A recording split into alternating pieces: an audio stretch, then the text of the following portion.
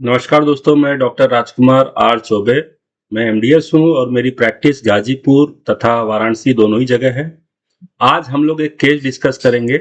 जो पेशेंट हमारे क्लिनिक में आया और पेशेंट ने अपने बाकी के दांतों के इलाज के लिए हमसे एक्सरे करवाया और उसका हम बाकी के दांतों का इलाज करने जा रहे थे।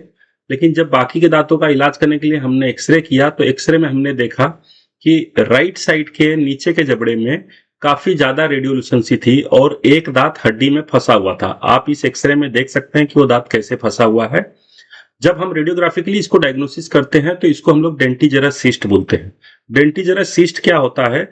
एक ऐसा ग्रंथ थैली होता है जो हमारे इम्पैक्टेड दांत, हड्डी में फंसे हुए दांत के साथ ही एसोसिएटेड होता है। इसको हम लोग follicular cyst of the jaw भी कहते हैं। इसका नेचर बिनाइन होता है, मतलब ये धीरे धीरे फैलता है काफी दिनों में। और ये जो फैलता है तो इसमें एक थैली बनती है। उस थैली के अंदर जो है फ्लूइड भरा होता है। मवास तो नहीं भरा होता है, लेकिन एक फ्लूइड भरा होता है। सीरस फ्लूइड होता है जो ब्राउन कलर का होता है, जिसके वजह से हमारा जबड़ा जो है गलता रहता है और धीरे धीरे गलते गलते वो इतना गल जाता है कि जबड़ा बाद में वो क्रैक भी कर सकता है। ये नॉन इन्फ्लेमेटरी नेचर है, मतलब इसका इन्फ्लेमेशन नहीं होता, इसलिए पेशेंट को पता नहीं चलता है कि हमको ये दर्द हो रहा है कि नहीं हो रहा, मतलब पेशेंट इससे एकदम अनभिज्ञ होता है। लेकिन जब हम एक्सरे करते हैं, हमारे पास ओपीजी मशीन है जिससे हम ये किसी भी पेशेंट का पहले एक्सरे करते हैं, जिसमें 32 दांतों का एक्सरे आ जाता है और बाकी के जबड़ों के बारे में भी पता चल जाता है। तो ये डेवलपमेंटल नेचर का होता है, नॉन इन्फ्लेमेटरी है। और डेंटिजरस सिस्ट जो है धीरे धीरे बढ़ता है, पेनलेस होता है और जब हम एक्सरे लेते हैं तभी पता चलता है। अक्सर ये फीमेल्स में कॉमन है और 20 से 30 साल की उम्र में कॉमनली ये होता है। तो यही केस हम आज आप लोगों से डिस्कस करेंगे कि कैसे हमने इस पेशेंट का इलाज किया। देखिए ये थैली आपको दिख रही है क्लियर कट, और मुंह में देखने के बाद खाली कैप लगा हुआ है, कैप के पीछे दांत बिल्कुल नहीं दिख रहा है आपको। हमने इसको एनेस्थेशिया दिया, सुन किया। सुन करना जरूरी है कोई भी सर्जरी करने से पहले। फिर हमने 50 नंबर का ब्लेड लेके प्रॉपर इंसिजन दिया है, सेमिलुनर इंसिजन दिया है, जो पेरियोस्टियम से होते हुए जाएगा, ताकि हम अंदर के जबड़े को क्लियर कट देख लें और उसी हिसाब से हम अपना ट्रीटमेंट परफॉर्म करें। तो ये एक बहुत ही खूबसूरत ट्रीटमेंट मैं कर रहा हूं अपने क्लिनिक में। जैसे नए डेंटिस्ट हैं उनको बहुत काम करेगा ये वीडियो, कि कैसे आपको इंसिजन देना है, कैसे फ्लैप को रिफ्लेक्ट करना है, और जो दांत नहीं भी दिख रहा है मुंह में, उस दांत को हम लोग कैसे निकाल सकते हैं। मैं अक्सर वीडियोस बनाता रहता हूं क्योंकि मैं समझता हूं कि मेरे ये वीडियोस हमेशा नए डेंटिस्ट को प्रोत्साहित करेंगे काम करने के लिए। तो अब देखिए कि मैं कैसे रिफ्लेक्ट कर रहा हूं, क्योंकि सर्जरी का मेन काम है देखना।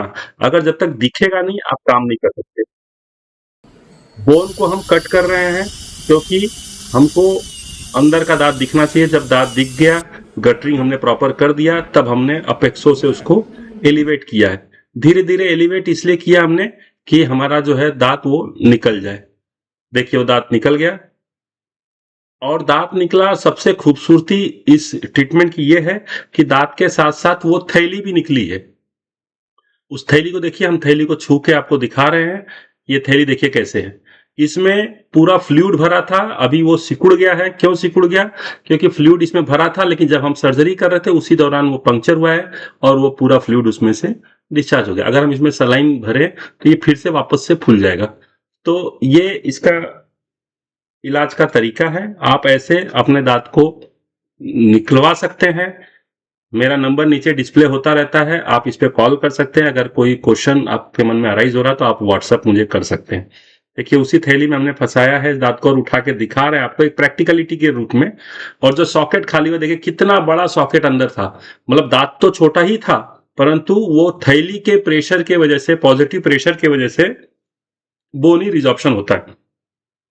ये एक तरीके का डेवलपमेंटल एनोमलीज है, इसमें बिल्कुल घबराने की जरूरत नहीं है। ये कोई किसी कारण से नहीं हुआ है, हो जाता है। ये ईश्वर ने जो शरीर बनाया उसमें कुछ कुछ डेवलपमेंटल डिफेक्ट आ जाते हैं, परंतु वक्त रहते ही उसका इलाज अगर कर लेते हैं तो पॉजिटिव रिस्पॉन्स होता है। जो हमने बोन कट किया था, जो शार्प हो गया था, देखिए उसको हम स्मूथ कर रहे हैं बोन रॉन्जर से। बोन रॉन्जर से, बोन फाइल से उसको स्मूथ करना चाहिए, क्योंकि शार्प एजेस अगर बोन के रहेंगे तो जब आप स्टिचेस देंगे तो वो शार्प एजेस बाहर निकल सकते हैं। उसका बोन का पार्ट बाहर निकल सकता है, तो हीलिंग में थोड़ा सा डिफिकल्टी होती है, पेशेंट को पेन भी महसूस हो सकता है। तो बोन रॉन्जर का इस्तेमाल करके उसको स्मूथ कर देना है। चूंकि आपने सर्जरी परफॉर्म किया है तो बेटाडीन से उसको इरिगेट कर देना है प्रॉपर, कि असेप्टिक प्रिकॉशन तो हम लोग लेते ही हैं, पहले ही लेते हैं सारा चीज, परंतु उसके बाद भी आपको इरिगेशन कर देना चाहिए।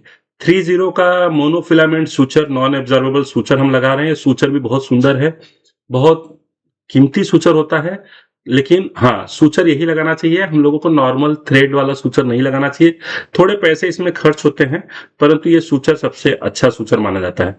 तो इसमें हमने 3 से 4 सूचर दिया है, और इसलिए दिया है, बिना टेंशन के सूचर देना है। बक्कल साइड से स्टार्ट करना है, लिंगुअल साइड की तरफ जाना है, लिंगुअल से बक्कल नहीं जाना है, कभी भी ध्यान रखिए, बक्कल से लिंगुअल जाना है, और इस तरीके से अपना पेशेंट को जो है हम सूचर दे देते हैं। नॉट प्रॉपर होना चाहिए, एक प्रॉपर इंटरवल के इंटरवल डिस्टेंस पे नॉट होना चाहिए, ताकि ये टूटे ना। हीलिंग पीरियड लगता है 10 दिन का, तो समय कम से कम लगता ही है सॉफ्ट टिश्यू हीलिंग के लिए। और जो हार्ड टिश्यू है, बोनी हीलिंग है, वो तो टाइम लगता है, उसको वो 1 साल भी लग सकता है। हम पेशेंट को फॉलो अप पे बुलाते रहते हैं, और हमेशा चेक करते रहेंगे फॉलो अप पे बुला के, कि ओपीजी एक्सरे ले लेके, कि वो हीलिंग हो रही कि नहीं हो रही है। और ये फॉलो अप चलता रहेगा 4-5 साल तक के। 4-5 साल तक पेशेंट को आना है, कुछ करवाना नहीं, खाली एक्सरे लेना है। देखिए हमने स्टिचेस दे दिया कितना सुंदर तरीके से। और इसके साथ मैं अपनी बातों पे विराम देता हूं। अगर आपको वीडियो पसंद आए तो आप इसको लाइक, शेयर, सब्सक्राइब जरूर करिएगा, ताकि अधिक से अधिक लोगों को पता चल सके। और कोई भी दिक्कत है तो आप मुझे व्हाट्सएप करिए। धन्यवाद।